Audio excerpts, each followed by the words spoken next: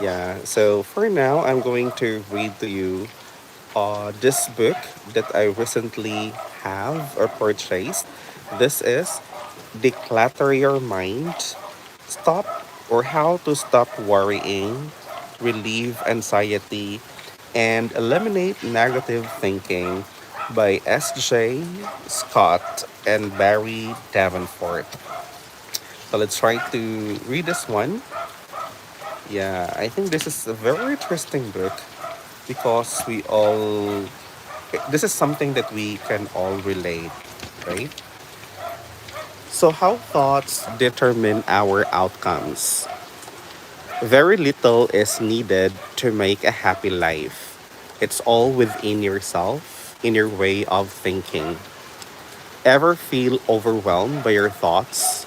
Do you struggle with stress or anxiety about the task that you need to complete on a weekly basis? Do you want to simply stop worrying about life in general? We all experience negative thinking from time to time, but if you often feel overwhelmed by these thoughts, then you should closely examine what you're thinking and how your thoughts impact your mental well being. This inner dialogue or monologue is a natural part of your mental landscape.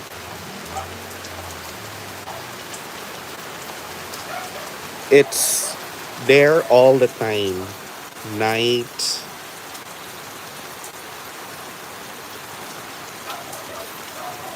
and day, reminding you about the groceries you need to pick up, shaming you about missing your sister's birthday, or making you feel anxious about current headlines like politics, the environment, or the current state of the economy. These thoughts are the background noise of your life. Even though you may not always be aware of their constant presence, take a second right now and pay attention to your thoughts. Try to stop them. It's hard, right? You'll see how they keep streaming in one after another, unbidden and often unwanted.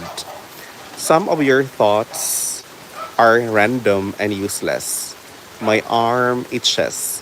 It looks like it's gonna rain. Where did I put my keys? On the other hand, many of our thoughts are intrusive and negative. That guy is a jerk. I really screwed up that project. I feel so guilty about what I said to mom. Whether they are negative, neutral, or positive, these thoughts clutter our minds. Just like your home can get cluttered when you have too many possessions. Unfortunately, clearing your mental clutter isn't as simple as eliminating a possession. You can't throw away a thought and expect it to stay gone. In fact, like a never ending game of whack a mole, your negative thoughts have a way of popping back up as soon as you slap them down. Why we think negative thoughts? Now imagine your mind as a fully organized home, a home that's free from extraneous, draining, and useless items that agitate you. What if you could surround yourself only with thoughts that uplift, inspire, and soothe you? Consider for a moment your mind as a peaceful, cloudless sky, and you have the power to choose what floats across. If that cloudless mental sky is so desirable, then why do we think so much with so few filters to sort the positive and necessary thoughts from the random and unnecessary? Your brain contains about 100 billion neurons with another billion in your spinal cord. The total number of connections between neurons, the cells responsible for processing, has been estimated at 100 trillion synapses. Hi, Rachel May Tingob. Hello to you as well. How's your day, beautiful soul? I hope that you are doing great. By the way, Rachel May Tingob, from where are you? Our powerful brains are constantly processing all sorts of experiences and analyzing them in the form of thoughts. Thoughts form what we perceive to be a reality. Well, I think it's really important, no, that we have to look at how these thoughts are influencing us in a way that we feel that we need to control our thoughts because it's affecting us truly. But yes, we need sometimes a guide. And this book, Declutter Your Mind, could be a good one. We can control and direct our thoughts, but it often feels like our thoughts have minds of their own, controlling us and how we feel. Thinking is necessary for solving problems, analyzing, making decisions, and planning. But in between the times of proactive mental endeavors, the mind roams like a wild monkey, dragging your thought dragging you through the brambles of rumination and negativity. Your constant inner dialogue distracts you from what is happening around you, right here and now. It causes you to miss valuable experiences and sabotages the joy of the present moment. Hi, Miko27. Hello to you too.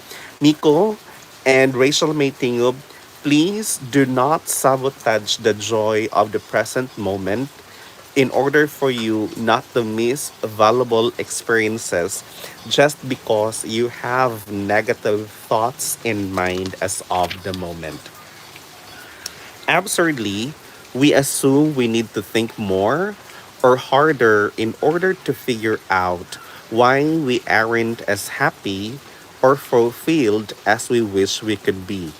We try to pinpoint the possessions, people, and experiences that might quench our longings and ease our happiness or our unhappiness.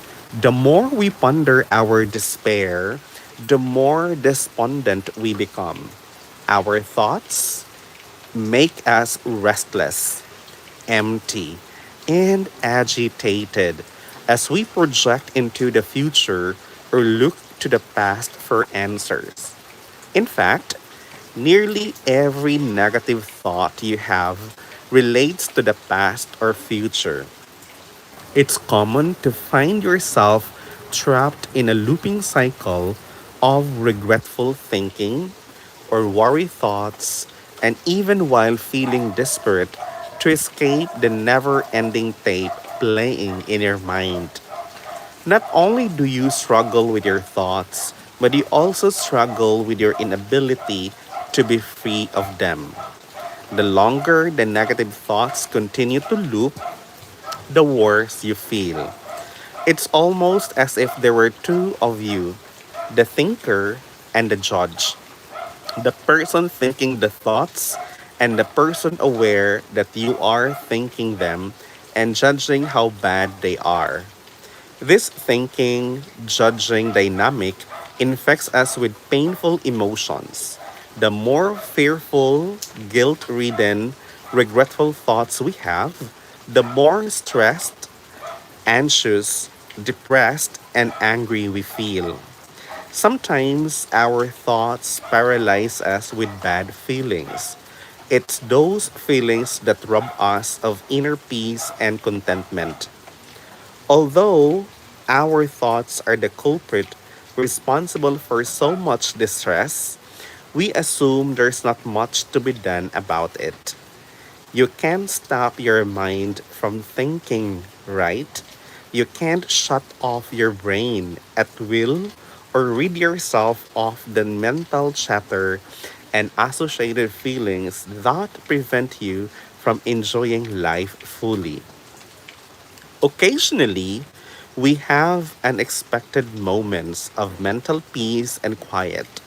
More often, however, we try to quell the mental chatter by itself medicating with too much food, alcohol, drugs, work, sex, or exercise.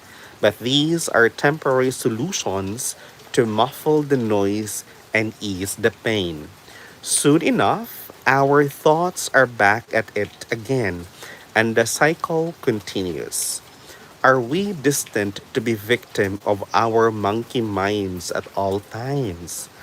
Must we constantly battle our thoughts and allow them to drag us down with worry, regret, and anxiety? Is there a way to have a clear mind, free of negativity and pain?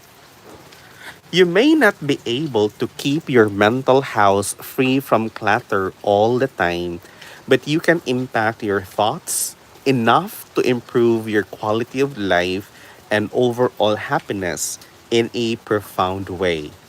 Thinking may seem automatic and uncontrollable, but many of our thought patterns are habitual and well thoughtless. Although it appears you and your thoughts are inseparable, you do possess a conscious self that can step in with intention and manage your thoughts.